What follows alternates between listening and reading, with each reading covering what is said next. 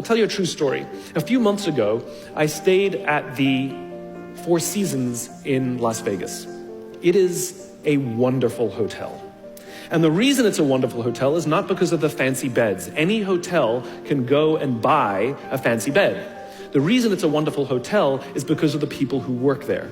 If you walk past somebody at the Four Seasons and they say hello to you, you get the feeling that they actually wanted to say hello to you. It's not that somebody told them that you have to say hello to all the customers, say hello to all the guests, right? You actually feel that they care.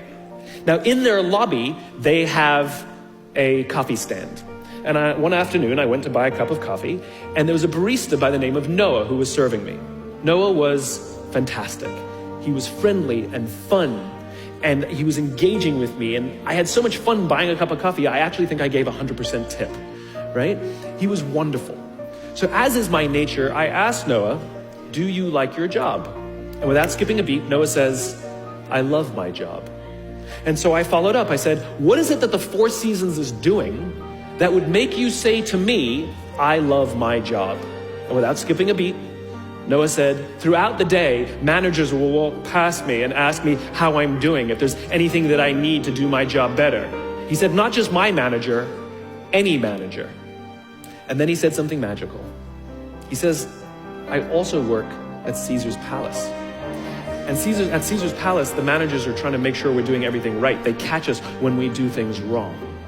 He says, when I go to work there, I like to keep my head under the radar and just get through the day so I can get my paycheck. He says, here at the Four Seasons, I feel I can be myself. Same person, entirely different experience from the customer who will engage with Noah. If we create the right environment, we will get people like Noah at the Four Seasons. If we create the wrong environment, we will get people like Noah at Caesar's Palace. Do you know the quickest way to destroy trust and destroy cooperation in a business, literally in one day? Lay people off, and everyone gets scared. And forget about the people who lost their job. Think about the people who kept their jobs. Because every single decision a company makes is a piece of communication. And the company has just communicated to everybody else, this is not a meritocracy. We don't care how hard you work or how long you've worked here. If we miss our numbers and you happen to fall on the wrong side of the spreadsheet, I'm sorry, we cannot guarantee employment. In other words, we come to work every day afraid. And we're asking our youngest generation to work in environments where how would any of us ever stand up and admit, I made a mistake? We're constantly being told, you have to be vulnerable. Leaders are vulnerable. What does that even mean? It doesn't mean you walk around crying, I'm vulnerable, right? No, what vulnerability means is you create an environment in which someone feels safe enough to raise their hand and said, I don't know what I'm doing. You've given me a job and I haven't been trained to do it.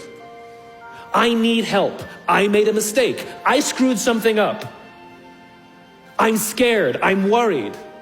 All of these things no one would ever admit inside a company because it puts a target on your head in case there's another round. And so we keep it to ourselves. And how can a company ever do well if nobody's ever willing to admit they made a mistake, that's scared, or they don't know what they're doing?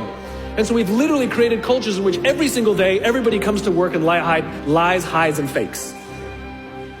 And we're asking our youngest generation to work and succeed and find themselves and build their confidence and overcome their addiction to technology and build strong relationships at work. We're asking them to do this, and these are the environments we've created.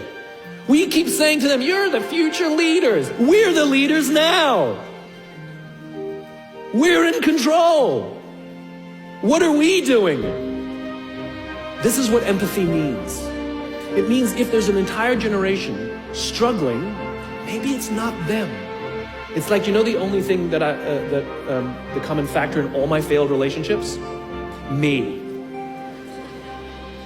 Same thing. Well, we just can't get the right performance out of our people. Maybe it's you. Right? It's not a generation. It's not them. They're not difficult or hard to understand. They're human beings like the rest of us, trying to find their way, trying to work in a place where they feel that someone cares about them as a human being. By the way, that's what we all want. In other words, it's not even generational.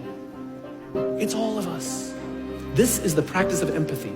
That if we're struggling to communicate to someone, if we're struggling to help someone be at their natural best, I'm tired of people saying to me, how do I get the best out of my people? Really, that's what you want? They're like a towel, you just wring them. How can I get the most out of them?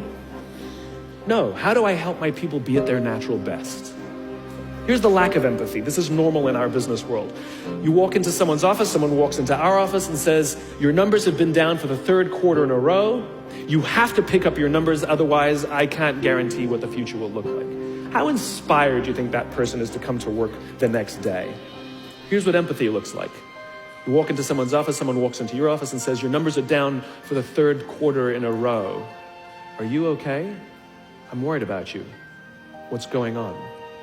We all have performance issues. Maybe someone's kid is sick. Maybe they're having problems in their marriage. Maybe one of their parents is dying. We don't know what's going on in their lives. And of course it will affect performance at work. Empathy is being concerned about the human being, not just their output. We have to start by practicing empathy and relate to what they may be going through. And it will profoundly change the decisions we make. It will profoundly change the way we see the world.